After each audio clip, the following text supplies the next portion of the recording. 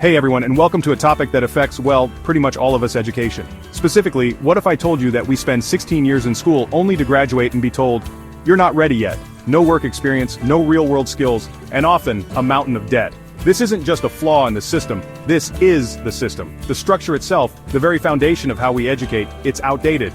It's like trying to run the latest software on a computer from the 1990s. Eventually it just can't keep up. Today we're breaking down how the traditional education model is failing millions. And we'll explore bold, real alternatives that can reshape the future of learning. Because you're not just a number on a standardized test. Let's dive in. Alright, let's get real for a second. How many times have you heard someone say, I'll never use this in real life, and they're often right?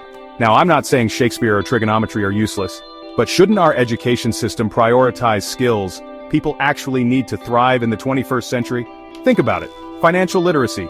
Do you know how many young adults graduate without a clue about budgeting, investing, or even understanding how credit card debt works? That's a recipe for disaster. We're throwing people into the real world without the tools to navigate it financially, and that's just not right.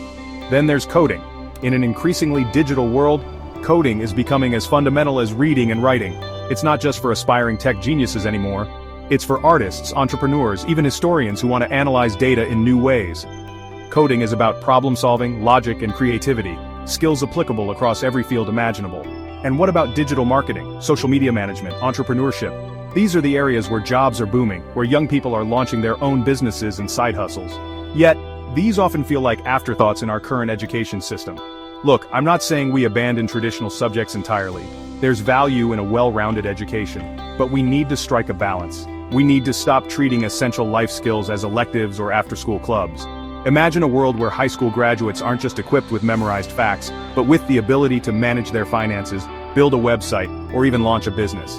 That's the kind of education that truly prepares you for life beyond the classroom. So how do we make this shift happen? It starts by challenging the status quo.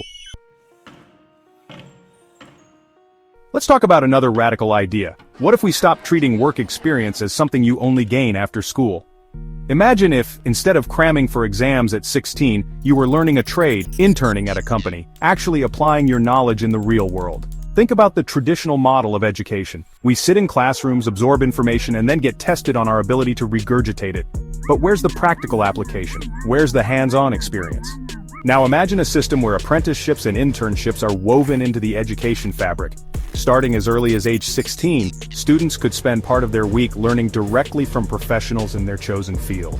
Want to be a chef? Get into a real kitchen, learn from experienced cooks, and master the art of cooking through hands-on experience? Interested in engineering? Work alongside engineers, contribute to projects, and gain practical skills that textbooks can only dream of teaching.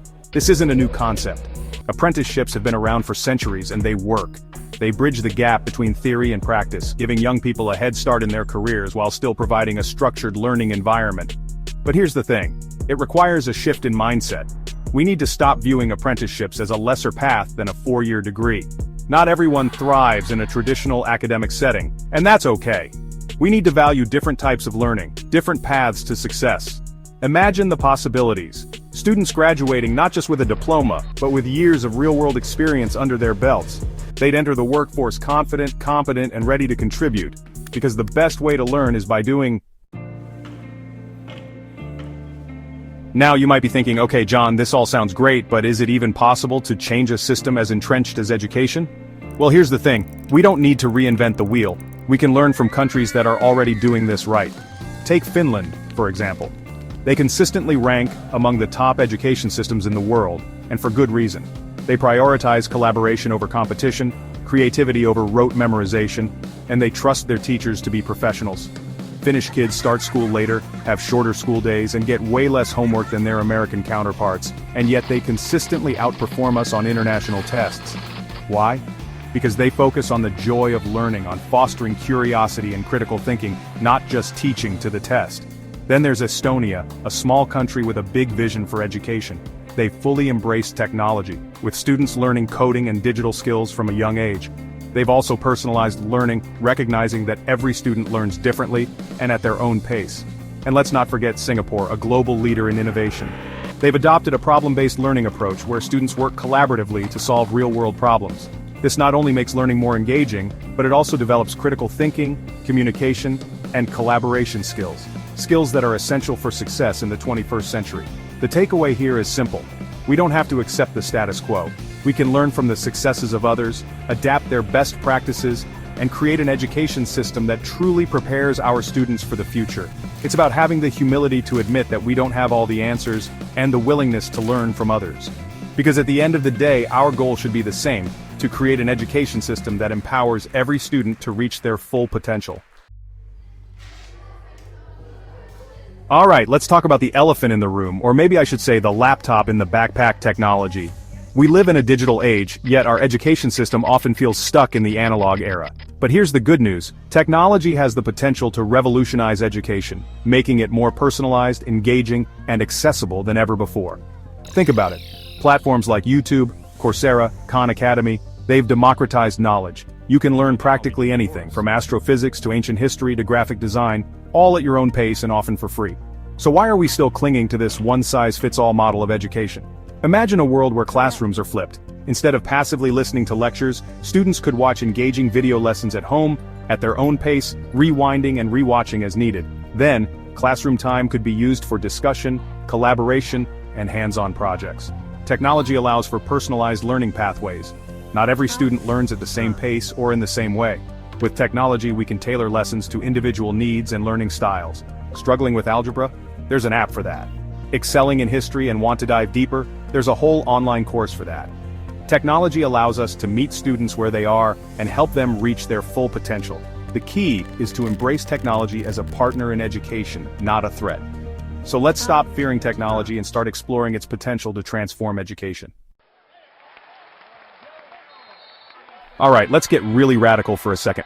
Imagine a high school that's not just about textbooks and tests, but about building, creating, and launching real-world projects.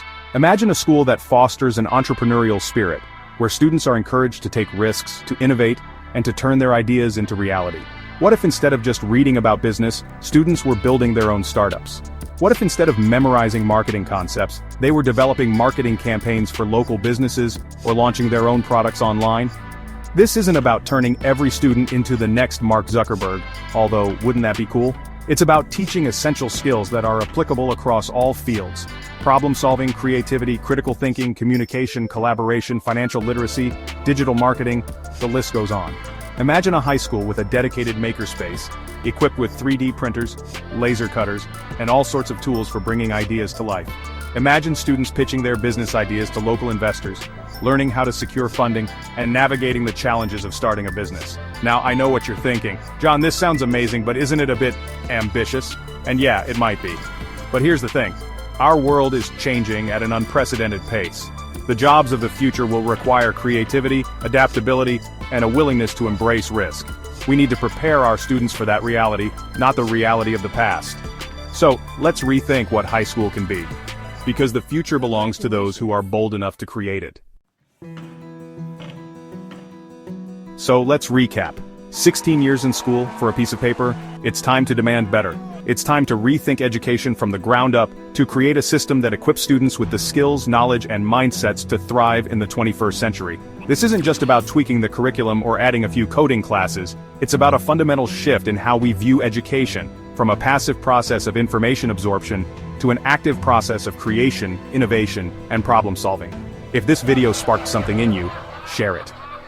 Tag your school board, your local leaders, and your friends. Let's rethink education, together. Because the future doesn't belong to those who memorize answers. It belongs to those who know how to ask the right questions.